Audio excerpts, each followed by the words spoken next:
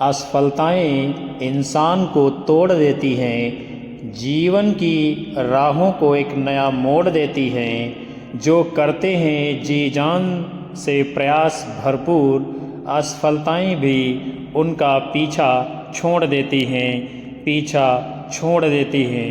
आप सभी विद्यार्थियों को नमस्कार, जय हिंद, वंदे मातरम।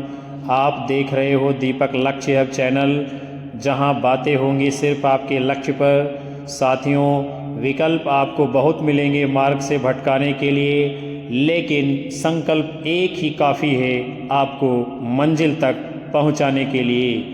मिल जाएंगे रास्ते अगर आपके अंदर चलने का जज्बा है। मंजिल कदम चूमती है आपके अगर पाने का हुनर है। हर मुश्किल को हंस कर टालो, खुद को खुद से भी आगे निकालो। अगर आप जीतने का जज्बा रखते हो तो हार में भी चमक दिखेगी। सफलता की सबसे खास आदत है कि वह मेहनत करने वालों पर फिदा हो जाती है। जिंदगी के सारे दुख खत्म हो जाते हैं अगर आप सभी ने इन बातों को ठीक से समझ लिया। अगर आपको अपनी औकात परखनी है तो माँ बाप के पैसों का इस्तेमाल करना छोड़ दीजिए। अपनी मेहनत से अपने आप को संवारिए। जहाँ प्रयत्नों की हमारे ऊंचाई बड़ी होती है तो वहाँ पर मंजिल की ऊंचाई अपने आप कम पड़ जाती है। गलतियाँ आप करोगे कोई बात नहीं, लेकिन आपका इरादा गलत नहीं होना चाहिए। जुड़ जाइए हमारे चैनल से। पहली बार विजिट किए हो तो सब्सक्राइब कर बेल आइकन दबाइए, जिससे अग्रिम कक्षाएं आपको मिलती रहें। और कक्षा को लाइक कमेंट कर शेयर कर दीजिए। कक्षा को पूरा वॉच करिएगा। शानदार सेशन का बेहतरीन पहला प्रश्न आपके सामने है। स्नेह निर्झर बह गया है, रेत ज्यों तन रह गया है। स्नेह निर्झर बह गया है, रेत ज्यों तन रह गया है। उपरोक्त गीत किस कवि का है? जयशंकर प्रसाद, सूर्यकांत त्रिपाठी निराला, नरेंद्र शर्मा, राम कुमार वर्मा। तो ये गीत किसने लिखा है? पंडित सूर्यकांत त्रिपाठी निराला जी ने। और यह गीत सूर्यकांत त्रिपाठी निराला जी की रचना अणिमा में संग्रहित है। अनामिका, परिमल, गीतिका, कुकुरमुत्ता, बेला, अर्चना, आराधना, गीतगुंज, सांध्य काकली, अपरा, बादल राग इत्यादि जो है निराला जी के प्रमुख काव्य संग्रह माने गए हैं। फिर आपका अगला प्रश्न है, छायावाद की निम्नलिखित विशेषताएं हो सकती हैं। विशेषण विपर्य ये विशेषता है, स्वच्छंद भावावेश ये भी है, मूर्ति विधान ये भी है, इतिवृत्तात्मकता ये जो है छायावाद की विशेषता नहीं है। यानी आपका सही उत्तर क्या होगा? विकल्प ए 1, 2 और 3। और जो इतिवृत्तात्मकता देख रहे हो विद्यार्थियों, ये जो है द्विवेदी युग की विशेषता मानी गई है। फिर आपका अगला प्रश्न है, सुमित्रानंदन पंत की सुप्रसिद्ध कविता परिवर्तन उनके किस काव्य संकलन में सर्वप्रथम प्रकाशित हुई थी? गुंजन, ग्राम्या, पल्लव, युगान। तो पंत जी के पल्लव काव्य संग्रह में ये परिवर्तन कविता सर्वप्रथम जो है प्रकाशित होती है। पल्लव में उच्छ्वास, आंसू, परिवर्तन और बादल इत्यादि जो है रचनाएं पंत जी की संकलित हैं। आगे चलेंगे। आपका प्रश्न है, निराला की कविता राम की शक्ति पूजा पर किस रचना का सर्वाधिक प्रभाव देखा गया है? वाल्मीकि रामायण, कृत्तिवास रामायण, रामचरितमानस, विष्णु पुराण। तो पंडित सूर्यकांत त्रिपाठी निराला जी की जो कविता है राम की शक्ति पूजा, उस पर जो है कृत्तिवास रामायण का प्रभाव देखा गया है, जो कि बांग्ला भाषा का ग्रंथ है। और लिखा किसने है? कृत्तिवास जी ने, इसीलिए इसको कृत्तिवास रामायण कहा जाता है। और राम की शक्ति पूजा कविता ये जो है निराला जी के अनामिका काव्य संग्रह में संकलित की गई है। हम बढ़ते हैं आगे। आपका प्रश्न है, अंग्रेजी में जिसे रोमांटिसिज्म कहते हैं, हिंदी में उसे क्या कहते हैं? प्रयोगवाद, प्रगतिवाद, छायावाद, प्रतीकवाद। तो विद्यार्थियों, जिसे अंग्रेजी में रोमांटिसिज्म कहा जाता है उसे हिंदी में छायावाद कहा जाता है। आधुनिक हिंदी साहित्य में सन 1918 से 1936 के कालखंड को छायावाद के नाम से जाना जाता है और इसको छायावाद की संज्ञा मुकुटधर पांडे जी ने प्रदान की थी। जयशंकर प्रसाद, सुमित्रानंदन पंत, सूर्यकांत त्रिपाठी निराला, महादेवी वर्मा को छायावाद के 4 स्तंभों में गिना जाता है। हम बढ़ेंगे आगे। आपका प्रश्न है, पंत जी की ग्राम्याकृति का संबंध किससे है? ग्रामीण परिवेश से, प्रगतिवादी दृष्टि से, कल्पना लोक से, नई कविता से। तो पंत जी की ग्राम्याकृति का संबंध किससे है?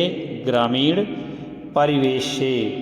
और जो ग्राम्य रचना है ये मुक्तक कविता के अंतर्गत गिनी जाती है। पंत की अन्य रचनाएं हैं वीणा, पल्लव, गुंजन, युगांत, युगवाणी, लोकायतन इत्यादि।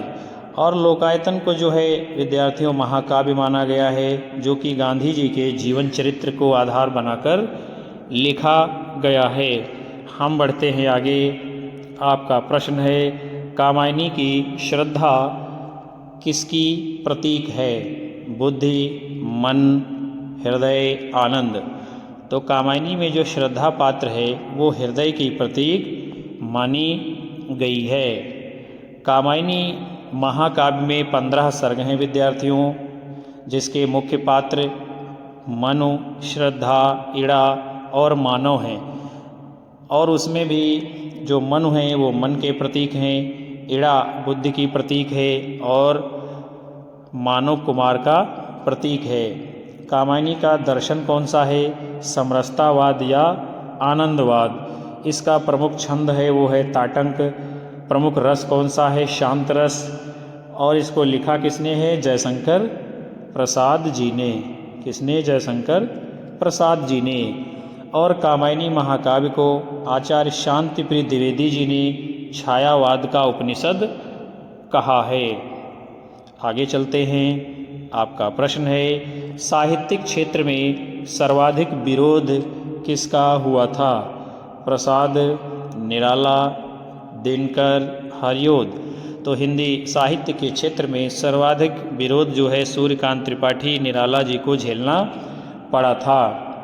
निराला जी एक कवि भी हैं, उपन्यासकार भी हैं और कहानीकार भी हैं। इनका व्यक्तित्व जो है अतिशय विरोधी और क्रांतिकारी तत्वों से निर्मित हुआ है। उसके कारण वे एक और जहां अनेक क्रांतिकारी परिवर्तनों के सृष्टा हैं, दूसरी तरफ जो है परंपरा अभ्यासी हिंदी काव्य प्रेमियों के द्वारा अरसे तक गलत समझे गए हैं। आगे बढ़ेंगे। आपका अगला प्रश्न है, अरविंद दर्शन से बहुत ही प्रभावित थे। कौन था?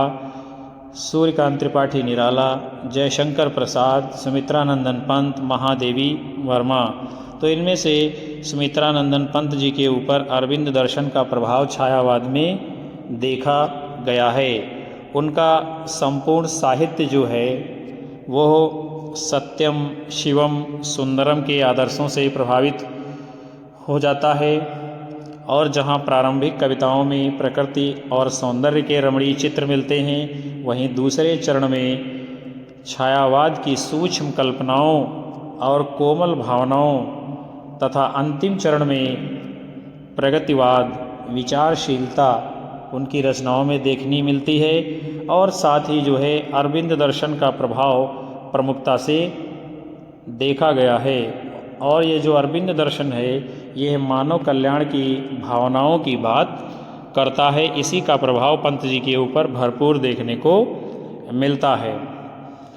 फिर जो है आपका अगला प्रश्न है, तेरा वैभव देखूं या जीवन का क्रंदन देखूं, तेरा वैभव देखूं या जीवन का क्रंदन देखूं। पंक्ति किसकी है? निराला, आगे महादेवी वर्मा, बच्चन। तो ये पंक्ति जो है महादेवी वर्मा जी की है। महादेवी वर्मा की गणना छायावाद युग के 4 प्रमुख स्तंभों में की जाती है और आधुनिक हिंदी की सबसे सशक्त कवित्रियों में से एक होने के कारण उनको आधुनिक युग की मीरा कहा जाता है। और इनको जो है हिंदी के विशाल मंदिर की वीणा पाणी भी कहा गया है। इनके द्वारा रचे गए कविता संग्रह हैं निहार, रश्मि, नीरजा, सांदगीत, दीपशिखा, सप्तपर्णा, अग्निरेखा आदि। आगे बढ़ेंगे। आपका अगला प्रश्न है, इनमें से कौन उत्तर छायावादी कवि नहीं है? नरेंद्र शर्मा, राम कुमार वर्मा, बच्चन, अंचल। तो जो इनमें से उत्तर छायावादी कवि नहीं है उनका नाम क्या है? डॉक्टर राम कुमार वर्मा जी। बाकी नरेंद्र शर्मा, बच्चन, अंचल, इनकी सब की गणना जो है उत्तर छायावादी कवियों में की जाती है। और राम कुमार वर्मा की गणना जो है छायावादी कवियों के अंतर्गत होती है। राम कुमार वर्मा हिंदी के सुप्रसिद्ध साहित्यकार हैं, व्यंग्यकार हैं, हास्य कवि के रूप में जाने जाते हैं और इन्हें हिंदी एकांकी का जनक भी माना जाता है। इन्हें साहित्य और शिक्षा के क्षेत्र में सन 1963 ईस्वी में पद्म भूषण से सम्मानित किया गया था। इनकी काव्य कृतियाँ हैं अंजलि, अभिशाप, निशीथ, जौहर आदि। फिर हम आगे बढ़ते हैं। आपका अगला प्रश्न है, इस करुणा कलित हृदय में अब विकल रागिनी बजती है। इस करुणा कलित हृदय में अब विकल रागिनी बजती है। क्यों हाहाकार स्वरों में वेदना असीम गरजती है। क्यों हाहाकार स्वरों में वेदना असीम गरजती है। पंक्ति के रचनाकार हैं सुमित्रानंदन पंत, महादेवी वर्मा, जयशंकर प्रसाद, सूर्यकांत त्रिपाठी, निराला। तो ये काव्य पंक्तियाँ जयशंकर प्रसाद जी की है। इन्होंने अपने मार्मिक भावों को आंसू नामक गीत काव्य में व्यक्त किया है और इन पंक्तियों में प्रसाद के मार्मिक भावों को व्यक्त किया गया है, जिसके द्वारा कवि अपने भाव को अपनी प्रियतमा के पास पहुंचाना चाहता है। फिर हम आगे चलते हैं। आपका प्रश्न है, निम्न में से कौन सी कृति जयशंकर प्रसाद जी की नहीं है? कानन कुसुम, दीपशिखा, झरना, कामायनी। तो इनमें से कानन कुसुम, झरना, कामायनी ये सभी रचनाएं जयशंकर प्रसाद जी की हैं। जो उनकी नहीं है उसका नाम है दीपशिखा। और दीपशिखा ये रचना किसकी है? महादेवी वर्मा जी की। आगे बढ़ेंगे। आपका प्रश्न है, हिंदी साहित्य में महाप्राण किस कवि के लिए प्रयुक्त होता है? तुलसीदास, निराला, जयशंकर प्रसाद, सूरदास। तो महाप्राण जो है किसको? सूर्यकांत त्रिपाठी, निराला जी को कहा जाता है। इनका एक नाम सूर्य कुमार भी है, क्योंकि इनका जन्म जो है रविवार को हुआ था, तो बचपन का नाम सूर्य कुमार है। और इन्हें हिंदी में मुक्त छंद का प्रवर्तक माना जाता है। इनकी जूही की कली मुक्त छंद की पहली कविता मानी जाती है, जिसका प्रकाशन 1916 ईस्वी में होता है। फिर आपका प्रश्न है, मिलन का मत नाम लो, मैं विरह में चिर हूँ, मिलन का मत नाम लो, मैं विरह में चिर हूँ। इस पंक्ति के रचनाकार हैं महादेवी वर्मा, मीराबाई, सहजोबाई, सुभद्रा कुमारी चौहान। तो ये काव्य पंक्तियाँ किसकी हैं? महादेवी वर्मा की, जिसमें अपने प्रीतम से कहती है कि मेरा विरह चिर यानी लंबे समय का है, इसलिए बार बार मुझसे मिलने की आशा मत रखिए। महादेवी वर्मा को आधुनिक युग की मीरा भी कहा जाता है। इनके काव्य संग्रह हैं निहार, रश्मि, नीरजा, सांदगीत, दीपशिखा, यामा आदि। और यामा रचना के ऊपर इनको जो है भारतीय ज्ञानपीठ पुरस्कार दिया जाता है। फिर आपका अगला प्रश्न है, मैं नीर भरी दुख की बदली, उमड़ी कल थी मिट आज चली, परिचय इतना इतिहास यही, उमड़ी कल थी मिट आज चली, विस्तृत नभ का कोई कोना, मेरा न कभी अपना होना, मेरा न कभी अपना होना, उमड़ी कल थी मिट आज चली, मैं नीर भरी दुख की बदली, मैं नीर भरी दुख की बदली। कथन किसका है? महादेवी वर्मा, जयशंकर प्रसाद, सुमित्रानंदन पंत, सूर्यकांत त्रिपाठी निराला। तो ये पंक्तियाँ जो है महादेवी वर्मा जी की हैं। आगे चलते हैं, पंक्तियाँ दी गई हैं, दो पदम पलास चषक से, द्रग देते अनुराग विराग ढाल, दो पदम पलास चषक से, दृग देते अनुराग विराग ढाल। किसने लिखा है? जयशंकर प्रसाद जी ने। फिर जो है आपकी पंक्तियाँ दी गई हैं, दुख ही जीवन की कथा रही, दुख ही जीवन की कथा रही, क्या कहूँ आज जो नहीं कही, क्या कहूँ आज जो नहीं कही। सूर्यकांत त्रिपाठी निराला जी ने सरोज स्मृत कविता में ये पंक्तियाँ दी है और सरोज के बारे में बताते हैं जो आज इस दुनिया में नहीं है, उसके बारे में अब क्या कहा जाए, जिसके जीवन में दुख ही दुख चारों तरफ से घेर कर रखा था।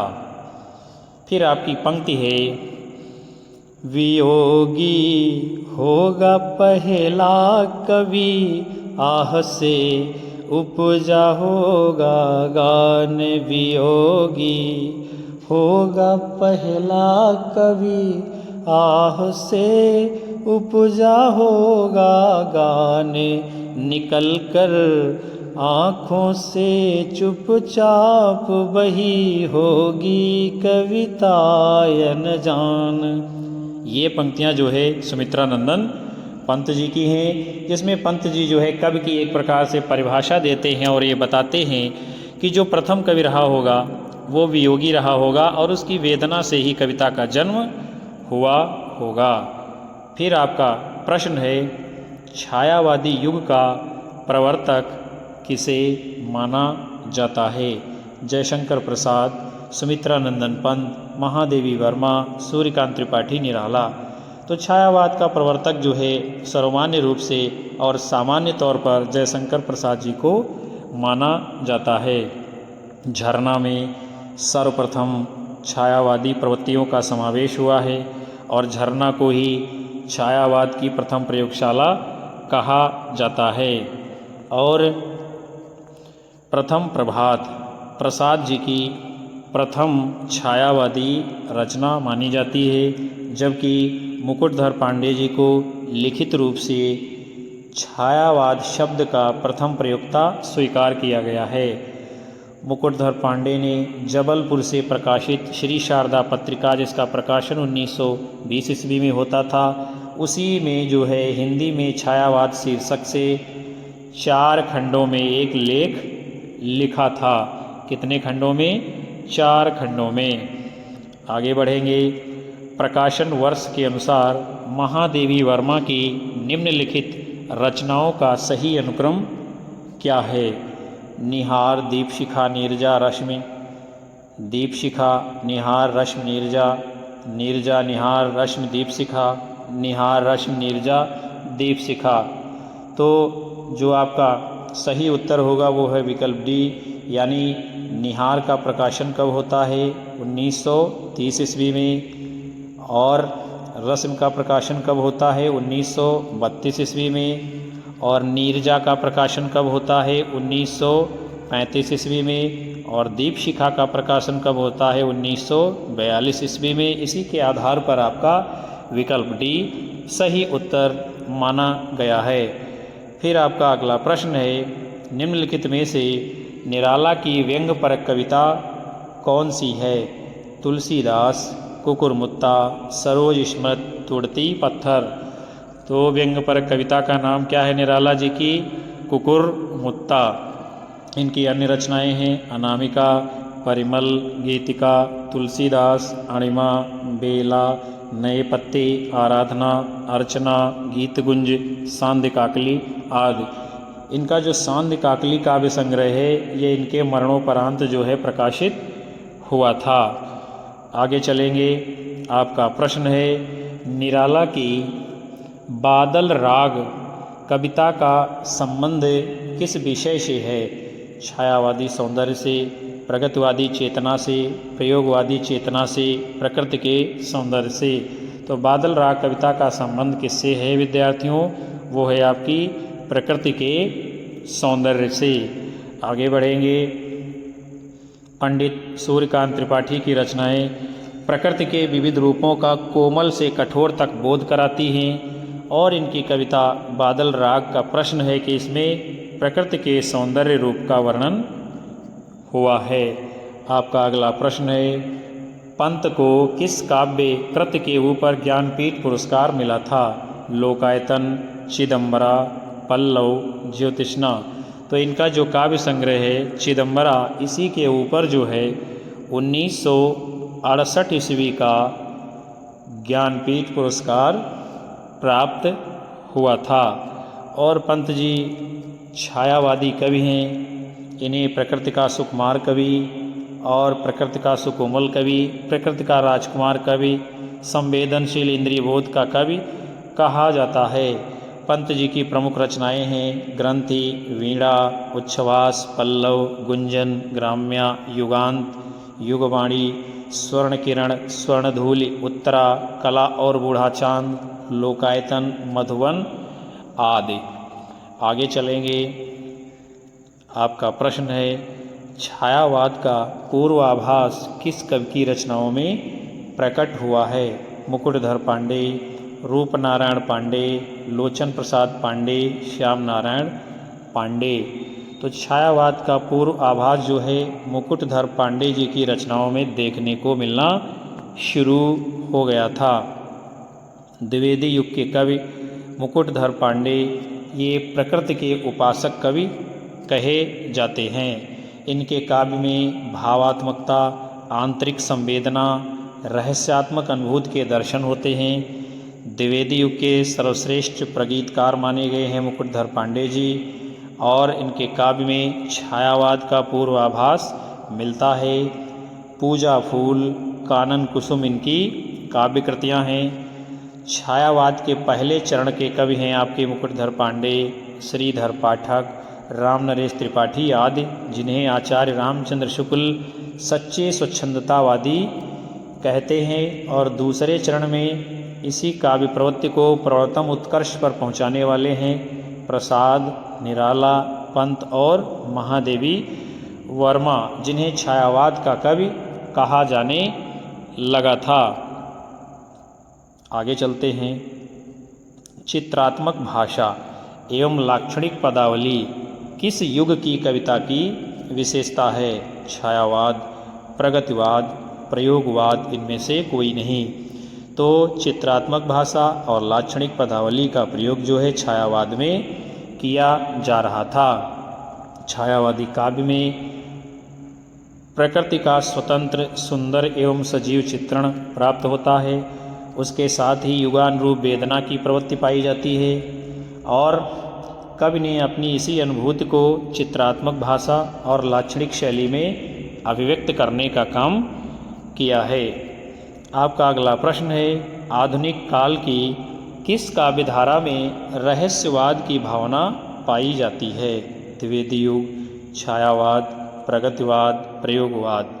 तो आधुनिक काल में छायावाद के अंतर्गत रहस्यवाद की भी विशेषता देखने को मिलती है और इसी कारण आचार्य रामचंद्र शुक्ल ने छायावाद का अर्थ रहस्यवाद भी माना है। सभी छायावादी कवियों के द्वारा अज्ञात सत्ता के प्रति अपने भाव व्यक्त किए गए हैं। आगे चलेंगे। आपका प्रश्न है, निराला जी का जन्म कहाँ हुआ था? उत्तर प्रदेश, उड़ीसा, बंगाल, बिहार। तो इनका जन्म जो है कहाँ होता है? बंगाल में। कब होता है? 1899 ईस्वी में बंगाल के महिषादल राज्य के मेदिनीपुर नामक गांव में। निराला की खड़ी बोली की पहली रचना है, उसका नाम है जूही की कली और इसका प्रकाशन 1916 ईस्वी में होता है। इनकी प्रमुख रचनाएं हैं अनामिका, परिमल, गीतिका, तुलसीदास, अणिमा, कुकुरमुत्ता, बेला और नए पत्ते, अर्चना, आराधना इत्यादि। फिर हम बढ़ते हैं आगे। आपका अगला प्रश्न है, निराला की निम्नलिखित कविताओं में से कौन लंबी कविता नहीं है? भिक्षुक, कुकुरमुत्ता, सरोज स्मृति, राम की शक्ति पूजा। तो इनमें से सरोज स्मृति, कुकुरमुत्ता, राम की शक्ति पूजा ये सभी लंबी कविताएं हैं, जबकि भिक्षुक ये निराला जी की लंबी कविता नहीं है। आगे चलते हैं। आपका प्रश्न है, हृदय का मधुभार काव्य रचना किसकी है? शुक्ल की, प्रसाद की, पंत की, निराला की। तो हृदय का मधुभार ये काव्य रचना आचार्य रामचंद्र शुक्ल जी की है। और इसके अतिरिक्त बुद्धचरित, मनोहर छटा, आमंत्रण तथा प्रकृतिबोध इत्यादि आचार्य रामचंद्र शुक्ल जी की काव्य कृतियाँ हैं। उर्वशी, वनमिलन, प्रेमराज, अयोध्या का उद्धार, शोकोच्छ्वास, वज्रवाहन, कानन कुसुम, प्रेम पथिक, महाराणा का महत्व, चित्राधार, झरना, आंसू, लहर, कामायनी, ये सभी काव्य कृतियाँ जयशंकर प्रसाद जी की हैं। और उसके बाद अनामिका, परिमल, गीतिका, तुलसीदास, कुकुरमुत्ता, अणिमा, बेला, नए पत्ते, अर्चना, आराधना, गीतगुंज, सांधिकाकली, ये सभी काव्य कृतियाँ सूर्यकांत त्रिपाठी निराला जी की हैं। आगे बढ़ते हैं। उच्छ्वास, ग्रंथि, वीणा, पल्लव, गुंजन, युगांत, युगवाणी, ग्राम्या, स्वर्णकिरण, स्वर्णधूल, युगपथ, उत्तरा, कला और बूढ़ा चांद, अतिमा, लोकायतन, चिदंबरा, वीणा, सत्यकाम, ये सभी प्रकृतिवादी सुकुमार कवि सुमित्रानंदन पंत जी की काव्य कृतियाँ हैं।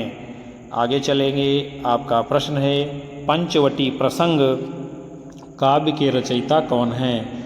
मैथिली शरण गुप्त, सूर्यकांत त्रिपाठी निराला, जयशंकर प्रसाद, केशवदास। तो पंचवटी प्रसंग ये काव्य रचना पंडित सूर्यकांत त्रिपाठी निराला जी की है। ये है दार्शनिक कविता निराला जी के प्रथम काव्य संग्रह परिमल में संकलित है। इसके अतिरिक्त अधिवास, भिक्षुक, विधवा, तुम और मैं, ये कविताएं भी इनके परिमल काव्य संग्रह में संकलित की गई हैं। आगे बढ़ेंगे। आपका प्रश्न है, आकाश गंगा ये काव्य संग्रह किसका है?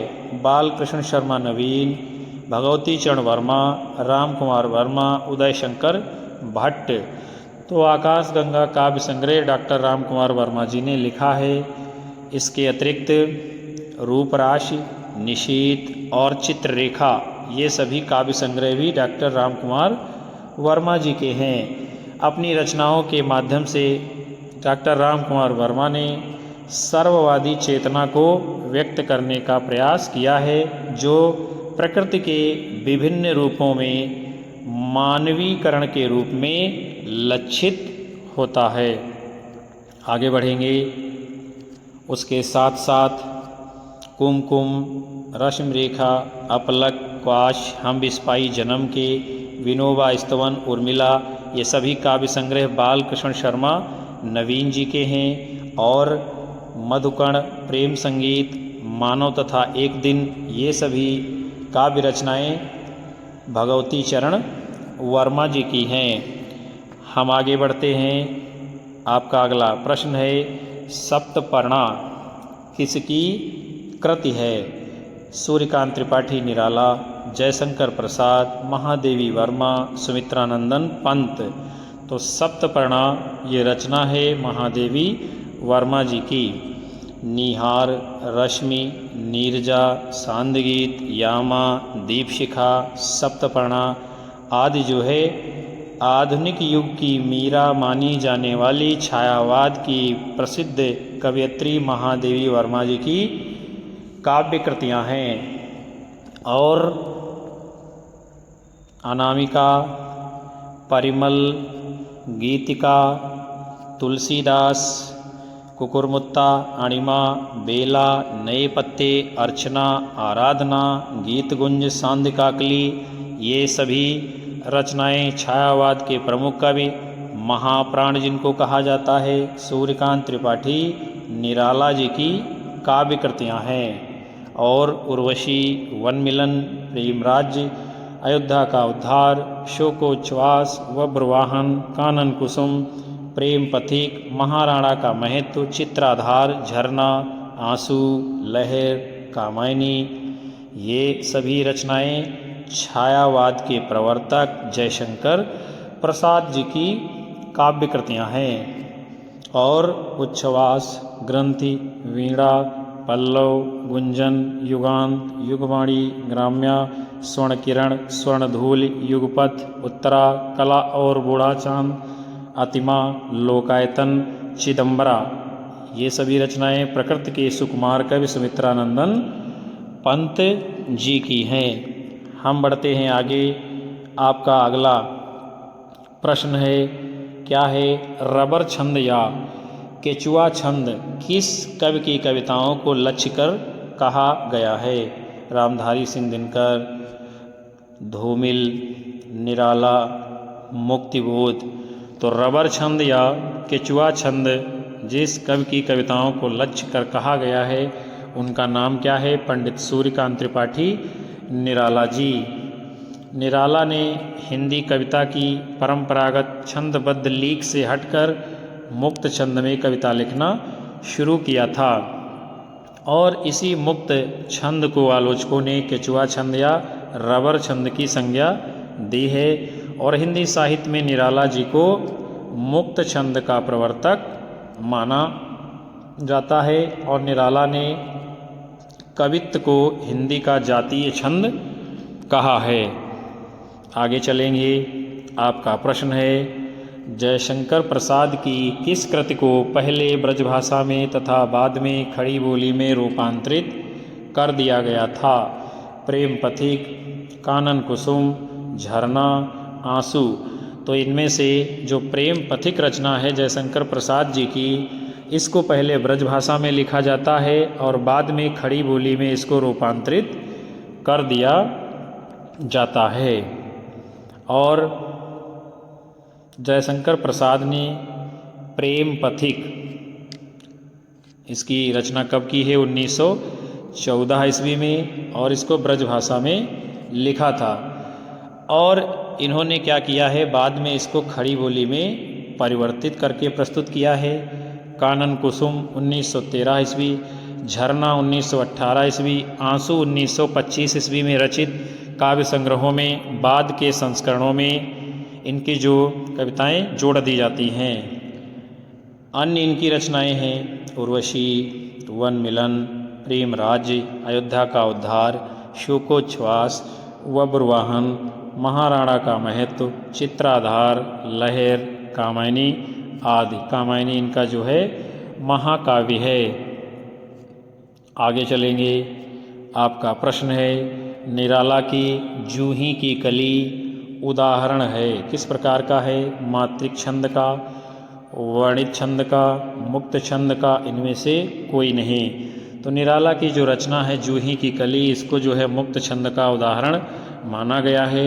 1916 ईस्वी में इसका प्रकाशन होता है और इसको निराला की पहली कविता भी माना जाता है। और इसी रचना को जो है पंडित महावीर प्रसाद द्विवेदी जी ने अपनी सरस्वती पत्रिका में छापने से इनकार कर दिया था और इसके ऊपर अश्लीलता का आरोप लगाया था। आगे चलते हैं। काव्य में मुक्त छंद का प्रयोग हिंदी साहित्य में निराला की मौलिक प्रतिभा है, जिसका उसके समकालीन साहित्यकारों ने प्रबल विरोध भी किया था। सूर्यकांत त्रिपाठी निराला जी की प्रमुख रचनाएं हैं सरोज स्मृति, राम की शक्ति पूजा, रेखा, तोड़ती पत्थर, सच है, अधिवास, बादल राग, विधवा, भिक्षुक, संध्या सुंदरी, पंचवटी प्रसंग, प्रेयसी आदि। और जूही की कली निराला जी की प्रथम कविता तथा पत्रोत्कंठित जीवन का विष बुझा हुआ निराला जी की ये अंतिम कविता मानी जाती है। आगे बढ़ते हैं। आपका प्रश्न है छायावाद में वक्रता का वैभव मिलता है। प्रसाद के काव्य में निम्नलिखित में से किसका उत्कर्ष पाया जाता है? विदग्धता, अभिव्यंजना, चारुता, चमत्कार। तो छायावाद में वक्रता का वैभव देखा गया है और प्रसाद के काव्य में अभिव्यंजना देखने को मिलती है। जयशंकर प्रसाद की रचनाएं जैसे कि कामायनी तथा आंसू में अभिव्यंजना का उत्कर्ष चरम पर हो जाता है। आगे चलेंगे। आपका प्रश्न है केवल सूक्ष्मगत सौंदर्य सत्ता का राग कहकर छायावाद का विरोध किसने किया था? आचार्य शुक्ल, महादेवी वर्मा, सुमित्रानंदन पंत, अज्ञेय। तो केवल सूक्ष्मगत सौंदर्य सत्ता का राग कहकर छायावाद का विरोध महादेवी वर्मा जी ने किया था। महादेवी वर्मा को आधुनिक युग की मीरा कहा जाता है और छायावादी कवियों में महादेवी वर्मा ही रहस्यवाद के भीतर आती है, ऐसी बात भी कही गई है। आगे चलेंगे।